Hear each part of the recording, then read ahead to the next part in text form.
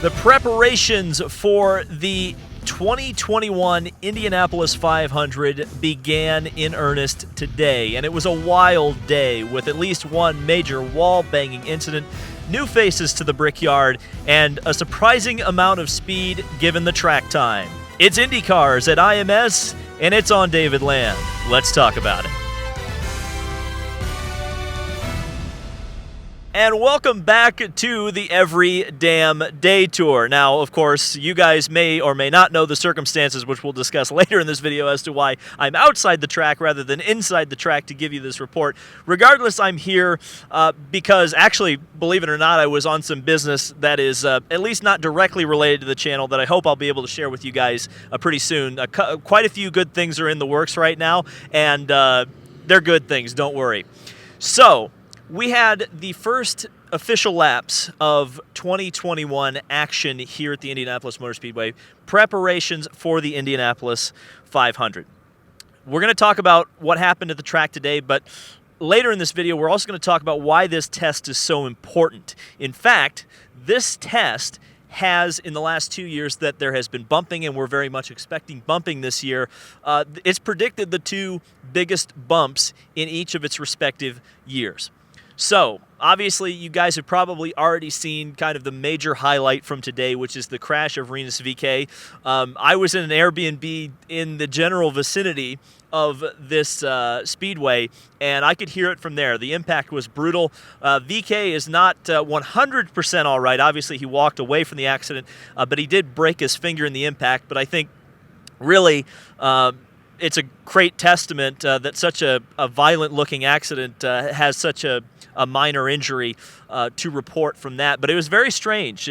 I haven't seen a car spin that late in the corner, especially in turn one, in quite a while, and I can't even remember the last time an Indy car got into the inside grass in any of the turns. So that was definitely one that was a bit of a head-scratcher.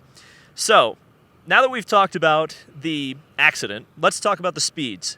Now, the speeds are going to be a question mark for a lot of people because when you look at the top six, which was led by Sebastien Bourdais at over 224 miles an hour, followed by Connor Daly, Ed Carpenter, Sage Karam, Elio Castroneves, and Scott Dixon. I will note that these are the combined times. There were two sessions run today. There was the refresher and ROP session as well as the veteran session that was held earlier in the day.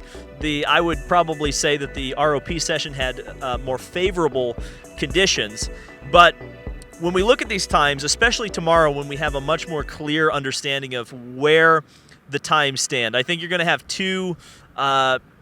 three sets of results. You're going to have the people who are at the top, probably because we have 32 cars here. Let's say the top 11 cars on the time charts at the end of tomorrow.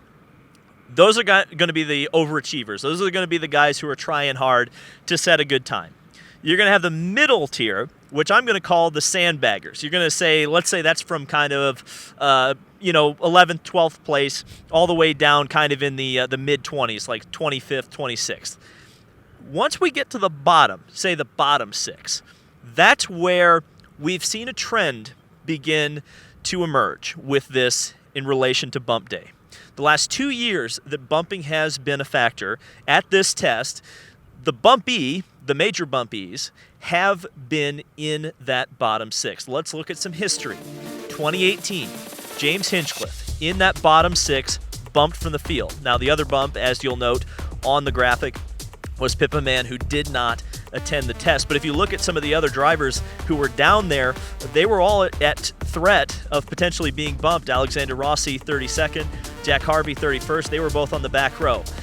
Then you go over to 2019, and I think this is where the trend really becomes apparent, because obviously you guys will have remembered my report on Fernando Alonso 2 years ago. I can't believe it's been 2 years ago, but how much they struggled in that test. And that struggle carried through all the way through the month of May up until getting bumped by Juncos Racing. But also you'll note in that bottom six are the two Carlin cars of Charlie Kimball, who was able to get in the field, and Max Chilton, who missed the show. And of course, as you can see on the graphic, the other driver who was bumped was the Carlin Racing number 31 of Pato Award, who did not attend that test. So what can we glean from that information, and why is it important tomorrow? I believe that, especially with 32 cars here running this test, all told, the big bump is out there. The big bump, we're going to find out, I think, looking back on this test. It will be it won't be super obvious, because I don't think it was obvious in the case of James Hinchcliffe. It was in the case of Fernando Alonso. But I think come bump day, you're going to see that in that bottom 6 or 7 is where kind of the shocking bump comes from. So that will be something very interesting to watch. And then, of course, depending on if we have 35 or 36 cars, we could see 2 drivers going home from that kind of bottom tier, or we could see, I think we'll especially see at least 1 driver who isn't at this test going home as well. It's very interesting. I think it's going to be a lot of fun. A couple of things to note as well about the rookies and the refreshers. Every single rookie orientation or refresher program got to the 2nd tier today. That means tomorrow everybody can run in traffic. That includes the 2 true rookies for Dale Coyne with Rick Ware Racing, who are Pietro Fittipaldi and Cody Ware. And I have to tell you, there's a lot of memes about Cody Ware out there. Today he did an excellent job. He was really right there with Pietro Fittipaldi. Now, once they get to start trimming the car, that's where I'm going to have questions with Cody Ware based on his inexperience. But if they get him enough laps in the month of May, I don't think he's an easy bump candidate based on the very limited amount of time we've seen him on the track today. So that's going to be a lot of what we're talking about tomorrow, bumping. And obviously, with the Indianapolis 500 being the way it is, there are no locked-in spots. It could be anybody, and it'll be fun to see how that goes. Final point I want to make, because apparently I've rustled some jimmies on the internet. There was like a 60-page. Somebody sent me this photo of it. There was a 60 response thing on I think it was Reddit about the Indy 500 and fans, and my reaction to the news that fans weren't allowed in this test. I'm going to repeat what I said there and expand on it. Yes, the fact that fans, which if you don't know, and I'm sure some people just simply don't know, the Indianapolis Motor Speedway does a great thing for fans, which is if there's a test going on at the Indianapolis Motor Speedway, if you park in the museum, you're welcome to go up on the mounds in Turn 2 or the grandstands in between the short chute of 1 and 2 and watch for free. That's a great thing they've always done. In fact, they did it just 2 weeks ago for the push-to-pass hybridization kind of test. The fact that they were allowing that 2 weeks ago, and you get up to this week, and it's not allowed, should concern you. It's not and there's no direct correlation whether that there's no fans here means there's going to be no fans at the Indy 500. But I think there is some causation to continue. And in particular, I've had some people tell me some bits and pieces about kind of why things are the way they are there. And obviously you've probably seen the IMS statement, which was, we felt like we had to protect the month of May. Well, I hate to tell you guys, if there wasn't a concern, they wouldn't feel like they had to protect the month of May by keeping fans out of the building in April. My understanding is IMS was kind of projecting that there were going to be a lot of people showing up here. And by a lot of people, I mean possibly as high as 1,000 people standing in the infield. And ultimately, the county, Marion County, which Indianapolis resides in, the mayor, Joe Hogsett, they are nervous about the Indy 500 happening this year with fans. I want to be very clear that the county and the mayor, I think if they totally had it their way, if it was completely up to them, I think the 500 would not have fans again. Now, obviously, as you've probably heard, Roger Penske, Doug Bowles have been adamant that, Doug Bowles especially, that yes, fans are going to be in attendance at the Indianapolis 500. Roger Penske mentioned that there was 170,000 tickets sold, and he's aiming for 250,000 people here about a month and a half from now. Is that realistic? I would say, given the current circumstances, no.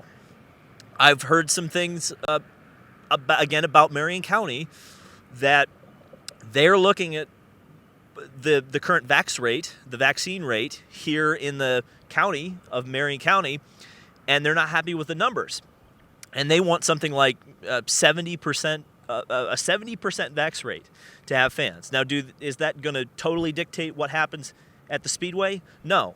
But I think you also have to consider March Madness, which happened here, in fact, just ended a couple of days ago. There's already COVID concerns about that.